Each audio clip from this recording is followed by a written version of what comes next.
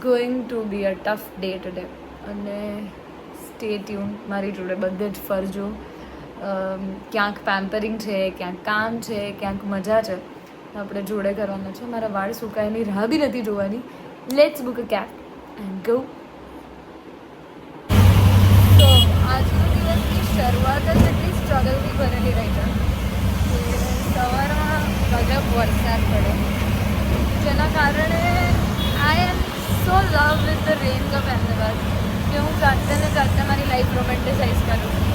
તે રોમેન્ટિસાઇઝના ચક્કરમાં મેં ડિસાઇડ કર્યું કે આમ તો આજ ઓટો સીધી ગઈ, તો રેડી થઈને ગાડી એકદમ અડવાની જ નથી એવું ડિસિઝન જ હતું. કેબ બુક કરી, મળે જ નહીં. હવે રોમેન્ટિસાઇઝ જ એટલું કરી લીધું હોય લાઈફને કે કઈ રીતે થાય. ઓટો બુક કરી and for 20 minutes I was just waiting for auto. મળે જ નહીં.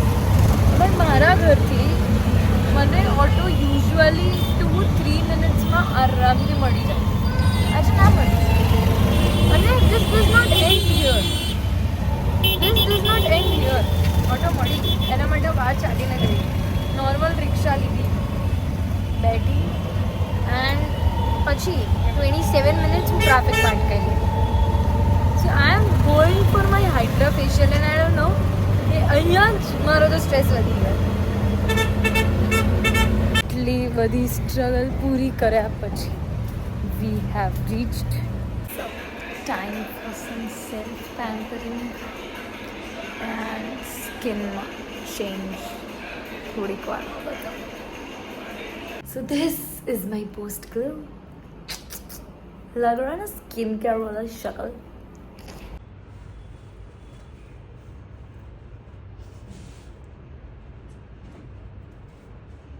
स्किन केयर इज डन और अब बारी है काम काज.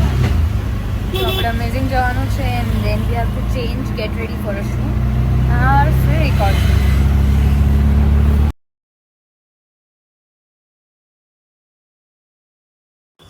એક શૂટ પતી ગયું છે, બીજું શૂટ પણ પતી ગયું છે અને હવે ત્રીજા શૂટ તરફ જવાનું છે.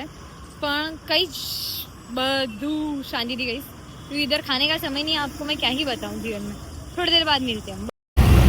So it is a day full of काम and Ahmedabad के रस्ते. આપણે લાગે છે કે હું તમને ઘરે જઈને જ બધી અપડેટ આપું, કારણ કે અહીંયા મને કોઈ બોલવા નહીં દે અને આ અમદાવાદના રસ્તા મને બેસવાની. Back to home. જેમ મેં કીધું એમ કે બધી અપડેટ્સ તમને ઘરે જઈને આપીશ. તો જે ફર્સ્ટ હતું હાઇડ્રા ફેશિયલ, એનો ગ્લો તો મેં તમને બતાવ્યો જ. એના પછી ઓટોમાં હું ગઈ. Amazing, because I was having a podcast shoot there. તો એ પોડકાસ્ટ શૂટ પહેલાં મને એટલી ગંદી ભૂખ લાગી હતી કે હું ઓફિસ જઈ, બેગ મૂકી, સીધી ખાવા જતી રહી. तो नीचे छोले कुलचे અને सेव पूरी लेने आई और फिर मैंने जो मस्त खाया है, इतना मस्त कि पॉडकास्ट के टाइम पे मेरे को ऐसा था डकार नहीं आनी चाहिए यार, और नींद आए भाई. इतनी बड़ी ऊँघ आई रही थी, बट स्टिल डेडिकेशन काम का ज़रूरी है लाइफ में.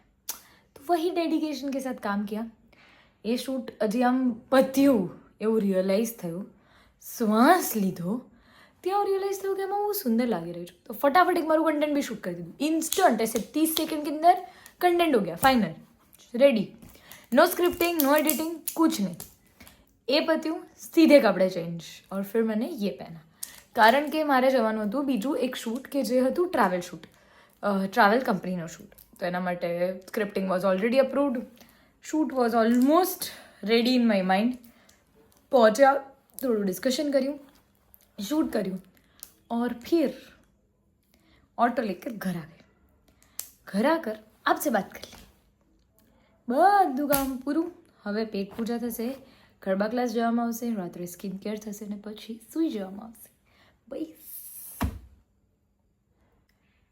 સો સ્ટે ટ્યુન, કારણ કે એવરી ફ્રાઈડે હું તમને આવા વ્લોગ્સ જે મારી લાઈફની સાચી હકીકત અને ઘટનાઓથી આધારિત હશે કહેતી રહીશ. પણ એના માટે તમારે મારી જોડે આવવાની આદત રાખવાની છે, ઠીક છે? ફ્રાઈડે મળીએ પાછા.